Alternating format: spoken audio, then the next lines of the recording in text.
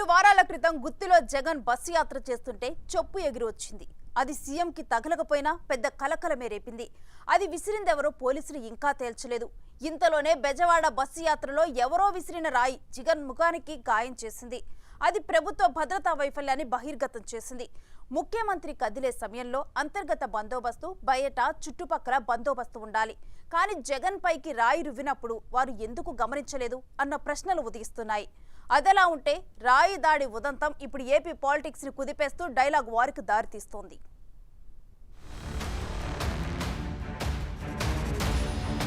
మేమంతా సిద్ధం బస్సు యాత్రలో ఉన్న ముఖ్యమంత్రి వైఎస్ జగన్మోహన్ రెడ్డిపై దాడి జరిగింది. ఎవరో గుర్తు తెలియని వ్యక్తి రాయి విసరడం వల్లే గాయమైందని పోలీసులు భావిస్తున్నారు. జగన్ విజయవాడలో మేమంతా సిద్ధం బస్సు యాత్రలో ఉండగా ఈ ఘటన చోటు చేసుకుంది.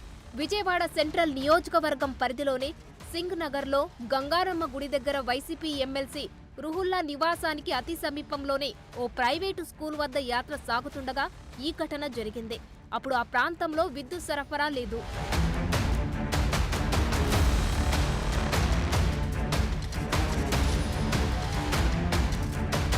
ముఖ్యమంత్రికి ఆయన బస్సులోనే వైద్యులు ప్రాథమిక చికిత్స చేసిన అనంతరం ప్రచారం కొనసాగించారు. యాత్ర ముగిశాక భారతితో కలిసి విజయవాడ ప్రభుత్వ ఆసుపత్రికి వెళ్లారు. అక్కడ వైద్య పరీక్షలు, చికిత్స అనంతరం మళ్లీ కేసరపల్లిలోనే శిబిరానికి చేరుకున్నారు. జగన్ నుదుటికి 2 కుట్లు పడ్డాయని, గాయం పెద్ద తీవ్రమైంది కాదని వైద్య బృందాలు వెల్లడించాయి.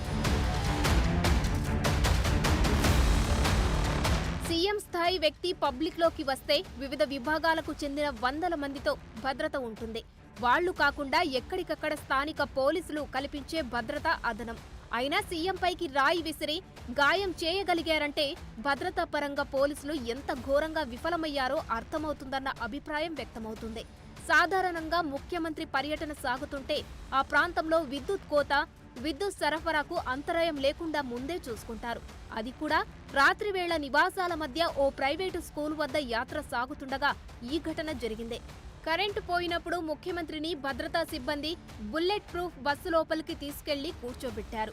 కానీ అందుకు విరుద్ధంగా సీఎం బస్సు మీద నిలబడడానికి సీఎంఏజీ ఎలా అనుమతిస్తుంది? విద్యుత్ సరఫరా లేనప్పుడు ఫోకస్ లైట్లు ఆన్ చేసి చుట్టుపక్కల ప్రాంతాల్ని కవర్ చేయాలి. కానీ భద్రతా సిబ్బంది అవేమీ చేయలేదు. దానిపై అత్యంత ప్రముఖుల భద్రతను పర్యవేక్షించే అనుభవజ్ఞులైన ఉన్నతాధికారులు సందేహాలను వ్యక్తం చేస్తున్నారు. అదలా ఉంటే అలా దాడి జరిగిందో లేదో ఇలా పొలిటికల్ రచ్చ మొదలైంది. ఇదంతా జగన్ ఆడిస్తున్న నాటకమని విపక్షాలు అంటున్నాయి. ఇది టీడీపీ అధినేత చంద్రబాబు కుట్రేనని వైసీపీ నేతలు మండిపడుతున్నారు. ఎన్నికలు వస్తున్నాయంటే చాలు జగన్ నాటకం మొదలైపోతుందని విపక్షాలు అంటున్నాయి. పక్కాగా ఏదో ఒక దాడి ఆయనపై జరుగుతుందని, కాదు జరిపించుకుంటారని విమర్శిస్తున్నాయి. గత ఎన్నికల సమయంలో కోడికత్తితో దాడి తానే స్వయంగా చేయించుకున్నారని ఆరోపిస్తున్నాయి. ఇంత యంత్రాంగం ఉండి పట్టుకోవడానికి మీకు ఎంతసేపు పట్టుకోవడానికి? రేపొద్దున ఎవడన్నా పట్టుకుని కూడా వాళ్ళు ప్రేరేపించారు, వీళ్ళు మీ వాడే చేశాడేమో. 2019లో మీ కూర్చోబెట్టి కోడికత్తి కోసం జగన్ గారు సీఎం అవ్వాలని డ్రామా ఆడటానికి నేనే పొడిచానని ఆ అబ్బాయి చెప్పాడు. ఈరోజు అలాగే చేశారేమో కనుక్కోండి. కానీ నేను మీకు చెప్తున్నాను, ఇలాంటి డ్రామాలకి మనం పడాల్సిన అవసరం లేదు. దయచేసి పడకండి. నిర్ద్వందంగా దాన్ని తీసి పక్కన పెట్టండి.